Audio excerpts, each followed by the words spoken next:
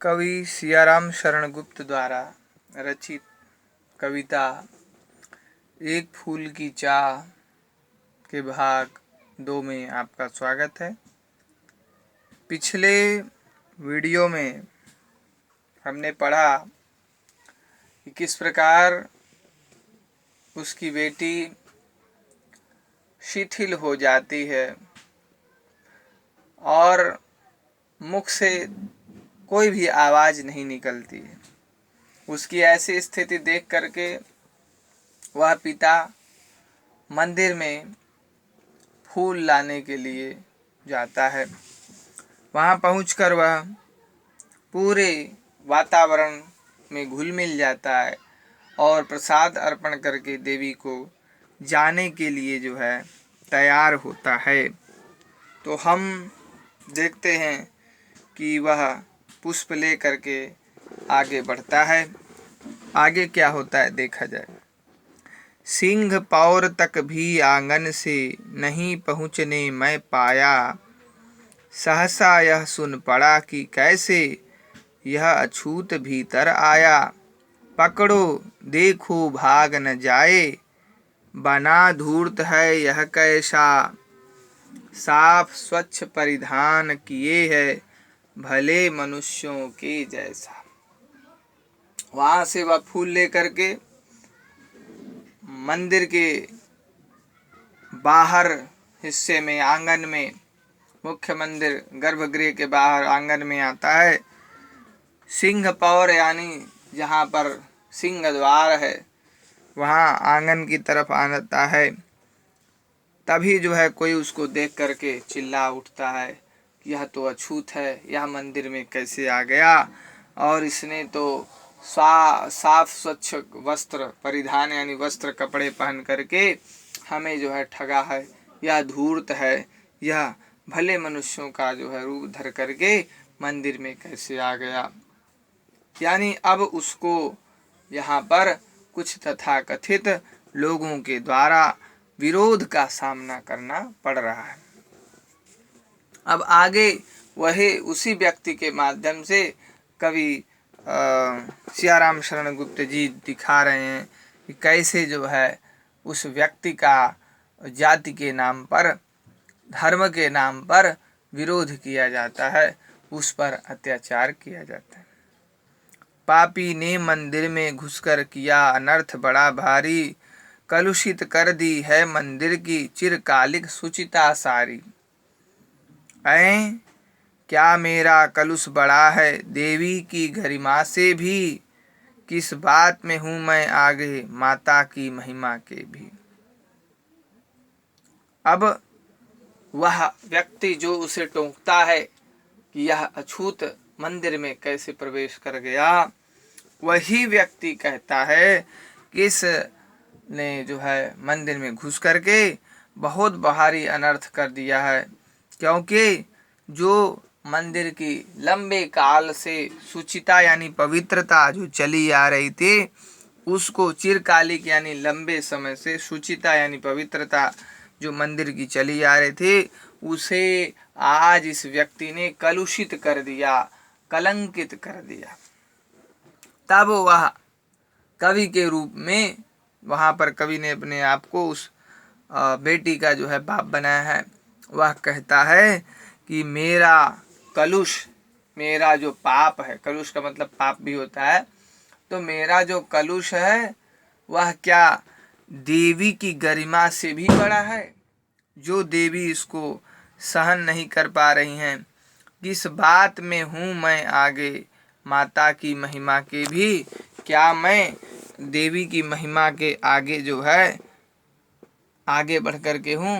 यानी माता की महिमा, देवी की महिमा क्या मेरी अछूत होने से धूमिल हो जाती है, क्या उस पर कालिमा लग जाती है।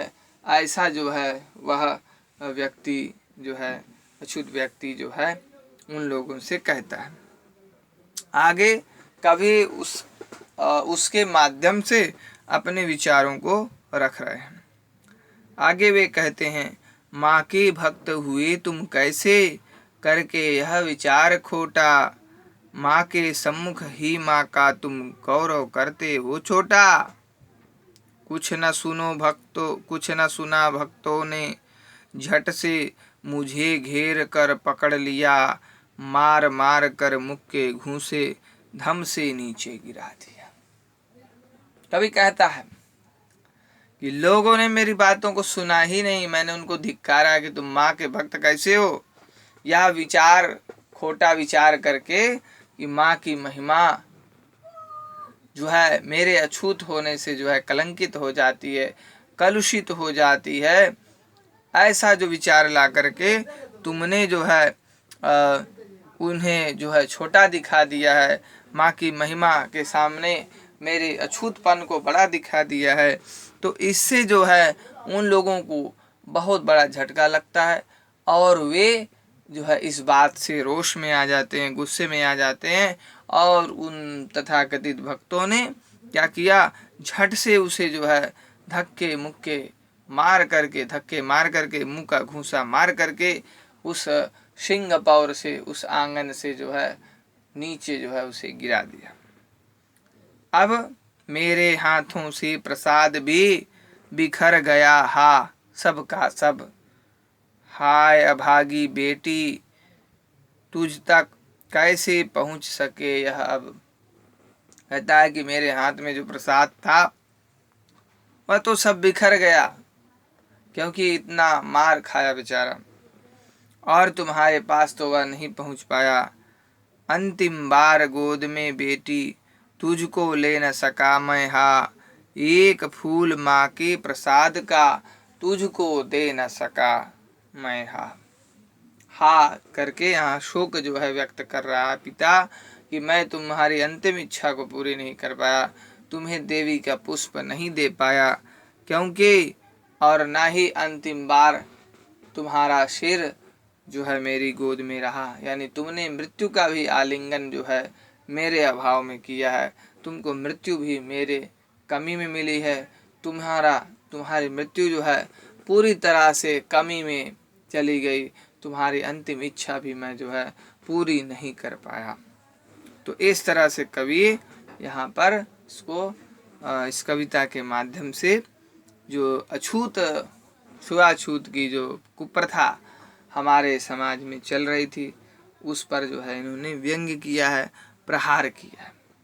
साथ ही साथ यह भी दिखाया है कि जो इच्छा है, अंतिम इच्छा है, वह सभी वर्गों की तो पूरी हो सकती है, लेकिन जो इस वर्ग से जुड़े हुए हैं उनकी अंतिम इच्छा भी जो है पूरी नहीं हो पाती है, क्योंकि वह उस वर्ग विभाजन में, उस वर्णभेदी समाज में जो है अपनी स्थिति को जो है मजबूत नहीं बना सकते, क्योंकि वह समाज उनको हमेशा से जो है नीचा ही दिखाता आता है और नीचा ही समझता है।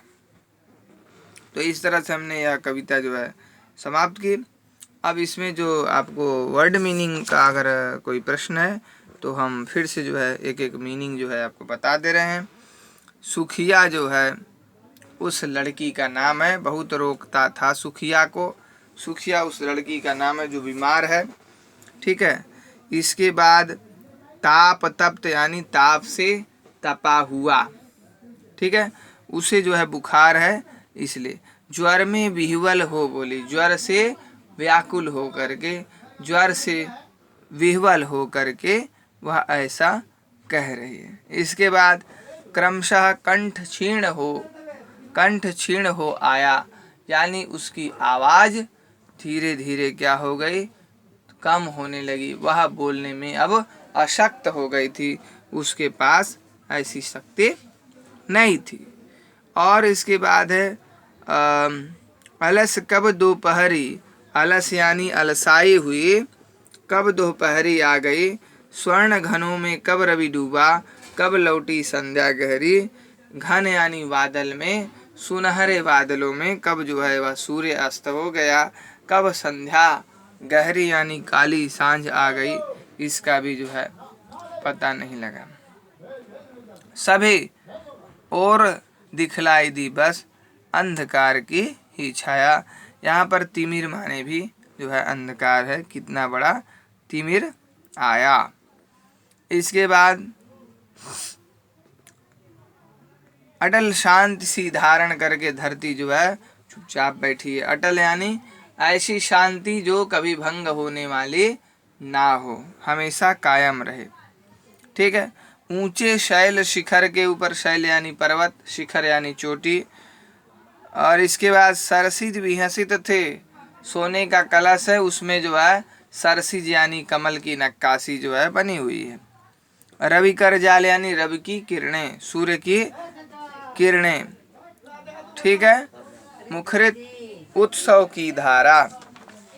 इसके बाद यहाँ पर जो दिया गया है कि जाने किस बल से ढिकला, ढिकला यानी वह आगे जो है उसको जो है उस भीड़ ने आगे बढ़ा दिया, वह मंदिर के गर्भगृह के सामने जो है आ जाता है।